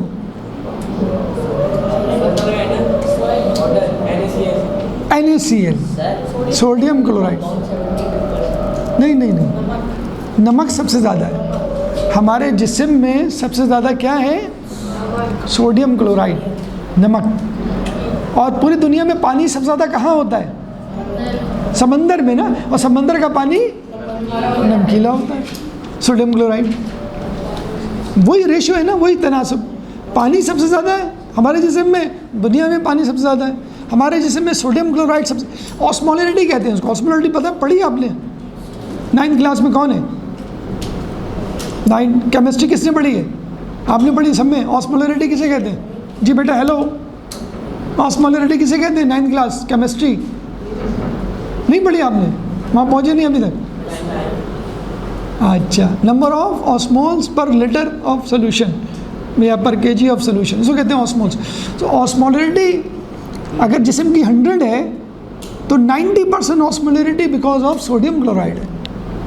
اور دیکھیں دنیا میں سوڈیم کلورائڈ سب سے زیادہ ہے. اچھا، لوہا زیادہ ہے دنیا میں یا گولڈ زیادہ ہے؟ لوہا زیادہ ہے. اگر گولڈ لوہے کی طرح ہو جائے تو اس کی قیمت گر جائے. تو وہ قیمتی ہے، خوبصورتی میں اضافے کے لیے ہے، اور وہ مہنگا بھی ہے، ایک دم سے بڑھ جاتا ہے جسے کہتے ہیں. ٹھیک ہے. اچھا میں اس سے بھی ایک اہم چیز بتاؤں آپ کو، آپ اور حیران رہ جائیں گے. ہم آہنگی کی بات ہو رہی ہے، کمپیٹیبلٹی کی بات ہو رہی ہے. دیکھیے سنیے، غور سے سنیں. انسان کے لیے سب سے اہم چیز کون سی ہے؟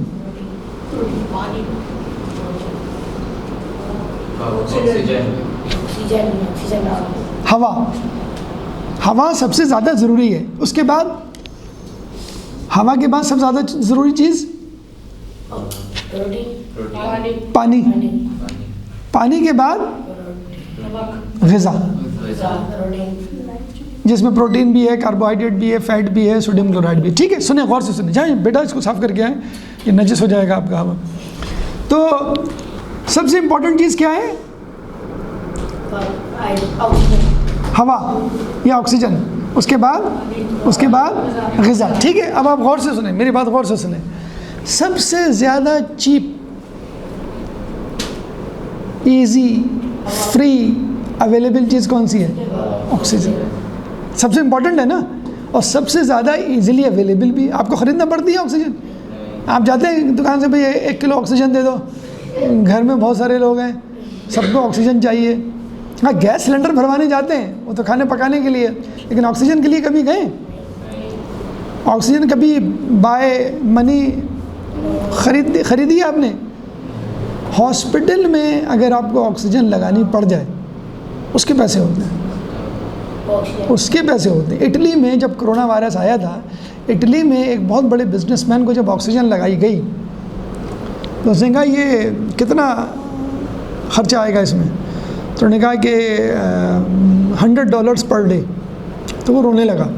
$100 کا مطلب ہے تقریباً 29,000 روپے per day. I C you میں جو لوگ ہوتے ہیں عموماً ان کو لگتی ہے، ایمرجنسی میں لگتی ہے. تو وہ رونے لگا. کیوں رونے لگا؟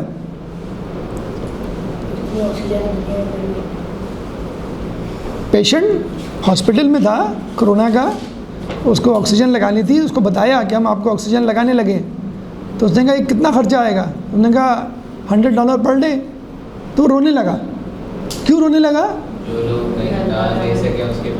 وہ بزنس مین تھا بہت بڑا، اس کو رونے کی کیا ضرورت؟ تو اس کو ان کو پتہ بھی نہیں تھا ڈاکٹر کو. تو ڈاکٹر نے کہا کہ آپ فکر نہ کریں، یہ حکومت کی طرف سے فری ہے. کیونکہ کرونا ہے، حکومت علاج کر رہی ہے کرونا کے پیشنٹ کی، تو ہم فری دے رہے ہیں آپ کو. اس نے کہا نہیں، فری ہونے کی بات نہیں ہے. میں اس وجہ سے تھوڑی رو رہا ہوں کہ میں غریب ہوں، میں افورڈ نہیں کر سکتا. میں بہت بڑا بزنس مین ہوں، میں آپ کا ہاسپٹل خرید سکتا ہوں. تو کہہ رہے ہیں پھر کیوں رو رہے ہیں آپ؟ اس نے کہا میں اس لیے رو رہا ہوں، اس آکسیجن کو میں روزانہ ہاسپٹل آنے سے پہلے استعمال کرتا تھا، لیکن میں نے کبھی اللہ کا شکر نہیں ادا کیا کہ $29,100 پر ڈے کی چیز میں فری استعمال کر رہا ہوں اور اللہ کا شکر نہیں ادا کر رہا. ہے نا کتنی بڑی ناشکرے پن کی بات. ہم روزانہ آکسیجن، ہوا، جو فری اویلیبل ہے. جو چیز فری ہوتی ہے نا تو اس کی قدر نہیں ہوتی نا. امی ابو آپ کو اکثر کہتے ہوں گے بیٹا جب بڑے ہو کے کماؤ گے نا تب پتہ چلے گا تم کو. امی بوٹی نہیں ہے اس میں, امی لوکی کی دال دے دی آپ نے, اس میں بوٹی کہاں ہے. امی برگر بنا دیں, امی بروز بنا دیں, امی مجھے فانڈا دے دیں, امی مجھے چپس دے دیں, امی مجھے یہ دلا دیں, آئس کریم دلا دیں. ہوتا ہے نا. تو ابو کیا کہتے ہیں بیٹا جب کماؤ گے, جب تمہارا پسینہ نکلے گا تب تمہیں پتہ چلے گا. تو جب آدمی کماتا ہے نا, جب آپ کو ابھی کہہ دیا جائے کہ جو بھی خرچہ آپ کے اوپر آ رہا ہے مثلاً 10,000 20,000 25,000 یہ تم خود کماؤ, تو آپ تو کانپنے لگیں گے. میں کہاں سے کماؤں بھائی, مجھے کیا آتا ہے, مجھے تو کچھ نہیں آتا.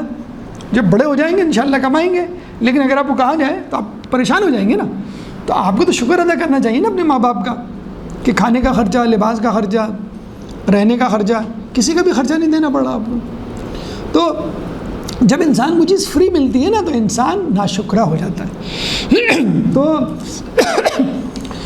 وہ رونے لگا کیوں کہ اس نے کہا کہ یار یہ تو میں فری استعمال کرتا تھا اور مجھے اب اس کا جسے کہتے ہیں یقین ہوا. تو جو سب سے امپورٹنٹ چیز ہے جس کے بغیر آپ چند منٹ نہیں رہ سکتے وہ چیز سب سے زیادہ ہے, ایکسس میں ہے, فری ہے اور ایزی اویلیبل ہے. تین چیزیں یہ لکھیں, 3 چیزیں جو سب سے امپورٹنٹ ہے چیز وہ کیا ہے. ہوا, فری, ایز اویلیبل اور ایکسس. فری ہے مفت, ایزیلی اویلیبل اور تیسری چیز کیا تھی, ایکسس, اماؤنٹ ایکسس میں. کبھی آپ نے سنا کہ بھئی ہوا ختم ہو گئی دنیا میں, آکسیجن ختم ہو گئی؟ نمبر 1 بات. نمبر 2 کیا آپ نے کہا کہ پانی ضروری ہے نا, تو مجھے بتائیں پانی کتنے روپے کا آتا ہوگا؟ بہت مہنگا ہے کیا پانی؟ آپ کے گھر میں اگر گیلن آتا ہے یا فلٹر لگا ہوا ہے تو کتنا خرچہ آتا ہوگا؟ کھانے پینے سے زیادہ تو نہیں خرچہ آتا نا. آپ کے تو فری آتا, کچھ لوگوں کے تو نلکے میں آ رہا ہے, نلکے میں ڈائریکٹ استعمال کر لیتے ہیں یا فلٹر لگا لیتے ہیں یا پانی والے کو لگا لیتے ہیں, ایسا ہی ہوتا ہے نا. لیکن جب ہم بچے تھے تو نلکوں میں پانی آتا تھا اور وہ پانی پینے کے قابل ہوتا تھا, وہ پینے کے قابل ہوتا تھا, ہم پیتے تھے. لیکن اب خیر پانی اتنا صاف نہیں آتا تو گیلن آ گیا, لیکن پھر بھی اتنا مہنگا تو نہیں ہے. تو پانی کے بغیر ہم چند دن زندہ نہیں رہ سکتے, اور پانی سستا بھی ہے, آسانی سے دستیاب بھی ہے. دریا, سمندر, جو گلف کنٹریز ہے وہ اپنا پانی سمندر سے لیتے ہیں, اس میں سے نمک الگ کر دیتے ہیں, پھر پیور واٹر کو یوز کرتے ہیں. جو جنگ ہو رہی ہے اس وجہ سے لوگ خوف میں مبتلا ہیں کہ اگر اس پانی کو بند کر دیا گیا تو پھر ہم کہاں جائیں گے. اگر ایٹم بم استعمال ہو گیا, ایٹم بم کی ریڈیشنز اس پانی میں چلی گئیں تو پانی استعمال کے قابل نہیں ہوگا. اس کے بعد غذا. اچھا غذا میں بھی جو آسان غذا کیا ہے سب سے ایزی سستی؟ روٹی. یا ڈبل روٹی تو اس سے مہنگی ہوگی نا, ڈبل روٹی تو اس سے مہنگی ہوگی. روٹی کتنے کی ہے؟ 15 روپے کی ہے. اور ڈبل روٹی ٹھیک ہے نا. کہنے کا مقصد یہ ہے کہ غذا میں بھی جو سب سے ایزیلی اویلیبل چیپ غذا ہے وہ کون سی ہے؟ گندم, روٹی. اور روٹی سے گزارا ہو جاتا ہے, بھوک مٹ جاتی ہے. ہاں مزہ نہیں آتا, مزہ آتا ہے قورمے, نہاری, نلی نہاری, سالن, اور اپنی اپنی پسندیدہ چیزیں بتائیں. ہاں کڑھائی, چکن کڑھائی, بریانی, چاول, لزانیہ. کل ہی کھایا میں نے لزانیہ, ماشاءاللہ آپ نے یاد دلا دیا. تو کہنے کا مقصد یہ ہے غذاؤں میں بھی جو, اچھا پھر سبزی بنسبت سستی ہے نا مرغی اور گوشت کے, لیکن وہ ہم نہیں کھاتے, وہ ایک الگ بات ہے. تو اللہ تعالیٰ نے ایک حکمت کے تحت ان چیزوں کو پیدا کیا کہ جو چیز ضروری ہے وہ ایزی ہے, چیپ ہے اور اویلیبل ہے. اس کا مطلب یہ ہوا کہ اس کا بنانے والا کوئی ہے. ٹھیک ہے. تو کہنے کا مقصد یہ ہے کہ اللہ تعالیٰ کی مخلوقات میں حکمت ہے, اور اللہ تعالیٰ اس کائنات کا خالق ہے, اور دیگر حکمتیں بھی ہیں، انشاءاللہ اس کو ہم اگلی کلاس میں ڈسکس کریں گے، اور دہریوں کا جو خدا کے منکر ہیں اس کا جواب دیں گے۔ اللہ تعالیٰ سے دعا ہے کہ جو کچھ پڑھا سنا اس پہ عمل کرنے کی توفیق عطا فرما، علوم آل محمد کو حاصل کرنے کی توفیق عطا فرما، اس پہ عمل کرنے، اس کو پھیلانے کی توفیق عطا فرما۔ ربنا تقبل منا انک انت السمیع العلیم وتب علینا انک انت التواب الرحیم برحمتک یا ارحم الراحمین۔